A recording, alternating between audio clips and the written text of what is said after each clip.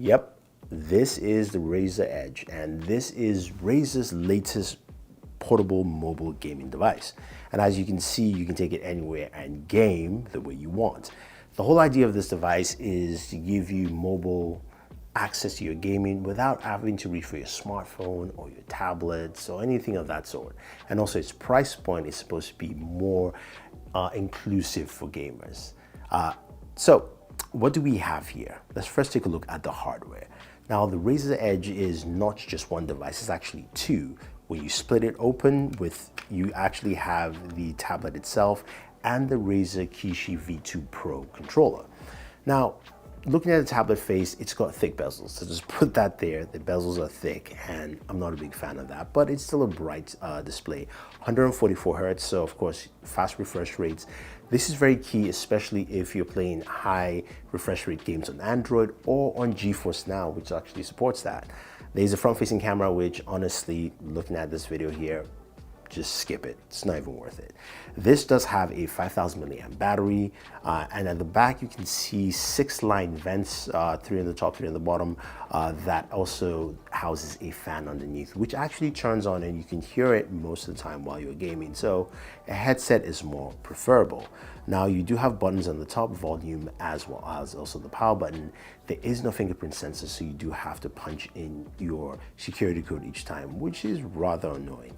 There are 2 speaker grills on either side. I feel like large bottom firing speakers, so this is loud, and honestly, just take a listen. Man, Project Armstrong turned out to be a real bummer. I wanted a cool robot arm, not a target on my head.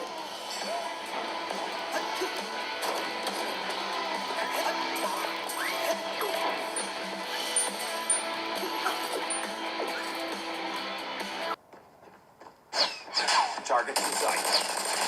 I'm hurt.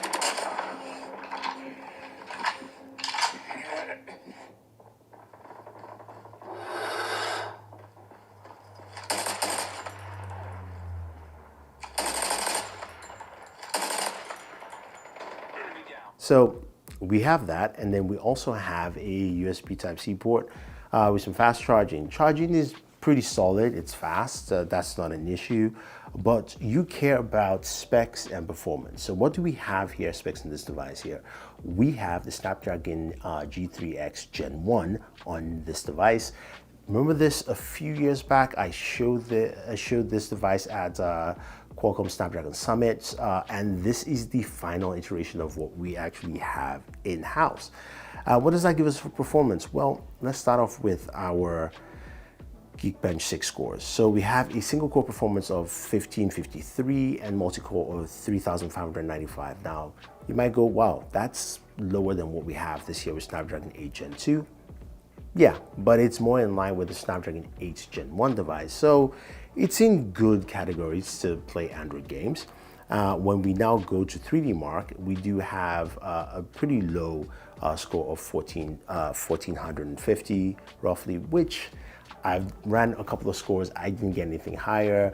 I wish it was higher, but we have to see what performance brings to us. So when it comes to gaming performance, we're gonna be checking out a bunch of categories for you here. We're gonna start off, of course, with Android games.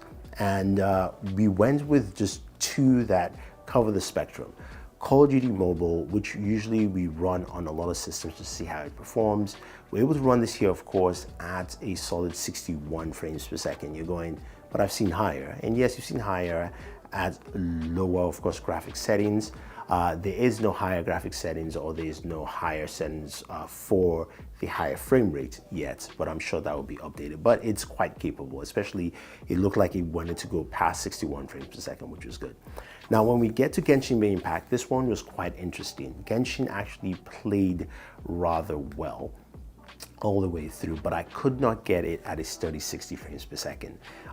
It started at 61 and then it dipped down to about 56 frames per second. So it basically stayed around 56 frames per second for my gameplay period, which was quite interesting. And this is also where the fan kicked in and our temperatures went really high. The good thing here is when you're playing games on the Razer's Edge, even Android games, you don't have to use your hands on screen. You can use the Kishi Pro and map that on there. So luckily, temperatures, I didn't have to feel it because I got 115 degrees on the device on screen, while the back was actually cooler because that's where the fan is.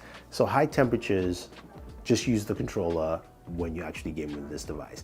Now, speaking of remapping with that controller, they do have the software there where you can go in and virtually map whatever Android game you want to that does not support native controllers, and you can go ahead and start remapping them. It's quick, pretty easy and very simple, and it works quite well. One thing to note is for the second camera, if you have a game that uses both camera angles, then you just want to make sure you turn that on. So that is actually pretty cool. Now, what else did we actually try? I went ahead and played a PSP game, of course, God of War, and that ran really well. And this, of course, was an emulator, and emulators run absolutely well on this thing. So not to worry there if you really want to get this for emulation on the go, as well as also play your Android games, right?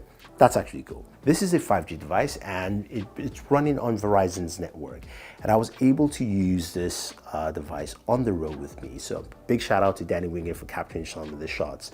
I like the fact that I could connect on 5G and play my Android games, or of course my Xbox Game Pass games quite easily, playing Forza Horizon. There was no stress, no breakdowns, and of course, depends on your connection, but it actually ran pretty well. Speaking of Xbox Game Pass, it really flourishes on the Razer Edge.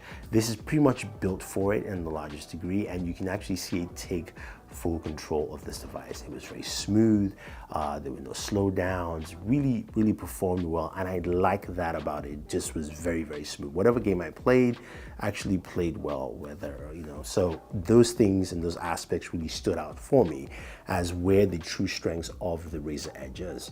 Even with game streaming services like GeForce Now, where I was able to jump in and play Destiny 2, of course, that actually played pretty smooth and took advantage of the 144 Hertz display, because on GeForce Now I do have the service where I can get the higher refresh rate, and you can clearly see that when you're actually aiming down sight, shooting, all that fun stuff. So those are the caveats that really take advantage of what the system can do.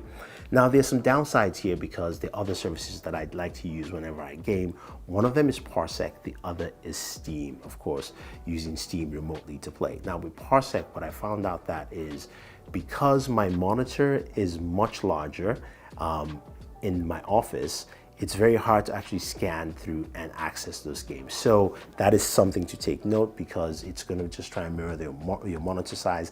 I have that massive LG 45-inch monitor, so bring that down to small screen doesn't really translate. I did try it with my system at home. I was able to access Call of Duty. Also need to run an update, but I was able to access and I can actually play that way. So Parsec works. Steam, on the other hand, was actually the big bummer here. I was able to load it up and go ahead and start Doom Eternal, but if you notice, there was nothing showing on my screen. It said kept on loading while Doom Eternal was running on my PC in the office. So hopefully that gets fixed. It's probably a software issue there, because we know Steam Big TV works pretty well, so hopefully that actually gets fixed. When you game with this and you want to just listen without headphones, it does a really good job, doesn't matter what you're playing. But you're probably asking me, what are the downsides to having this? Well, there are a few. One of them, of course, is the battery life.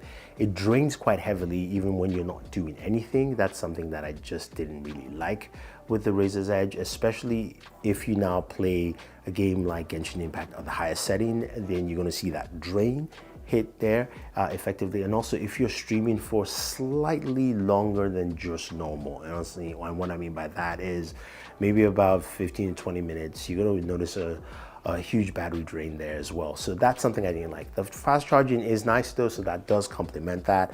I don't like the bezel on the screen. I did mention that earlier in this video. Plus, I think also, again, the software from Razer is good, but still needs improvement, because I would like to see just better mapping for games all around in general. Now, will I recommend the Razer's Edge? it's a very interesting device to recommend because a lot of the things it does, your smartphone already does that. That is the biggest thing here. If you're a gamer, you're most likely on mobile devices, you're most likely getting either a high-end smartphone or you're getting a gaming phone. So those actually take away what the Razer Edge does.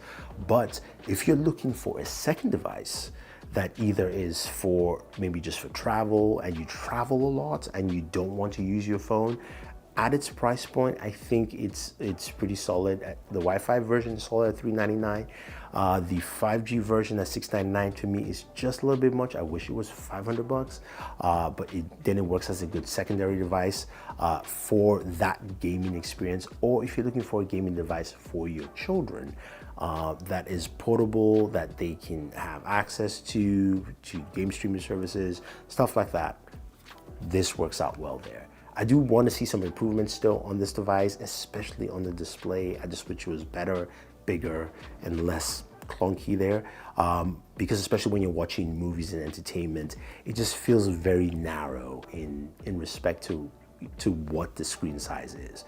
But I do like what it brings to the table, and I would like to see more from Razer and other companies in this very special space that they've created. So if you have any questions or any comments about the Razer Edge 5G, let me know.